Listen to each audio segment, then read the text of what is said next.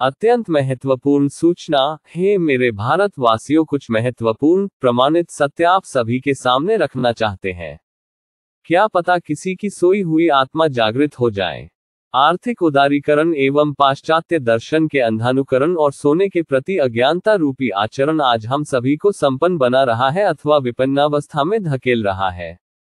अधिक जानकारी हेतु टेलीग्राम एप्लीकेशन डाउनलोड करके दैनिक आयोजित सायंकालीन 6.50 पालनहार सनातन फाउंडेशन ओपीडी में पधारें और जिज्ञासा रखें, अथवा पालनहार व्हाट्सएप हेल्पलाइन नंबर पर संदेश द्वारा संपर्क करें। कुछ प्रमाण आपके सामने प्रस्तुत कर रहे हैं। आजादी के बाद हम गरीब हुए अथवा अमीर स्वयं समझने की कोशिश कीजिए।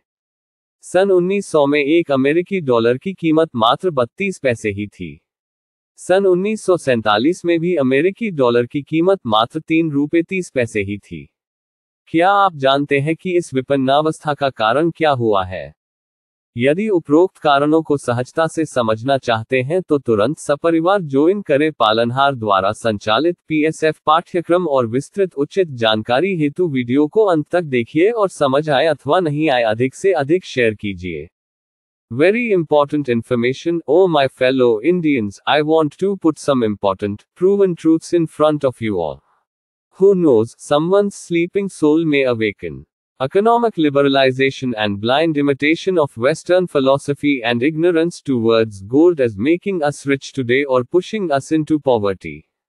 For more information, download the Telegram application and visit the Palanhar Sanatan Foundation OPD organized daily at 6:50 p.m. and ask questions. Or contact the Palanhar WhatsApp helpline number by messaging. I am presenting some evidences in front of you. Try to understand for yourself whether we became poor or rich after independence. In the year 1900, the value of $1 was only 32 paise. Even in the year 1947, the value of the US dollar was only 3 rupees 30 paise. Do you know what is the reason for this poverty?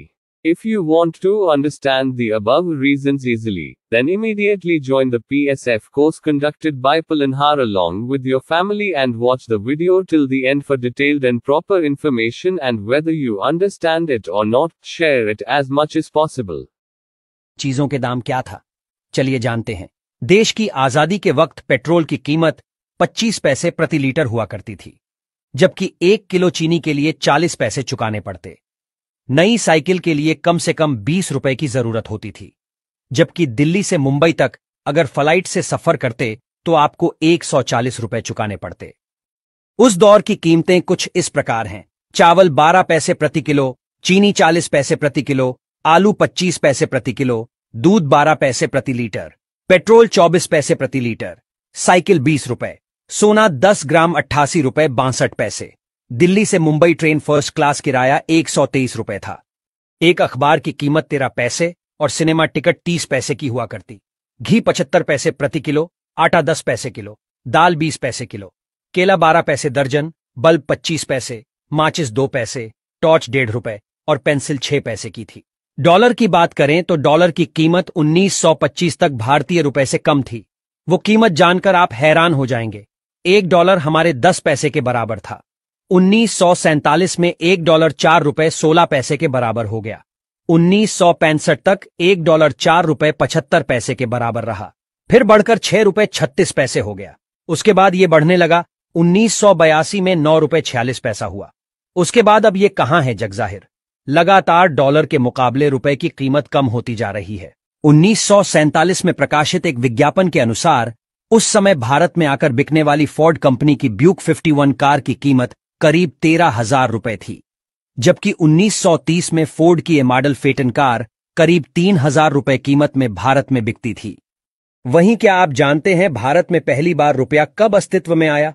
रुपए की शुरुआत की बात 6ठी शताब्दी ईसा पूर्व में बताई जाती है, यानी 2600 साल पहले रुपए की शुरुआत हुई थी। रुपया संस्कृत से आया है। रूपा का अर्थ होता है आकार, रुपया का अर्थ है चांदी यानी चांदी जैसा, जबकि रुपयकम का अर्थ चांदी के सिक्के से है।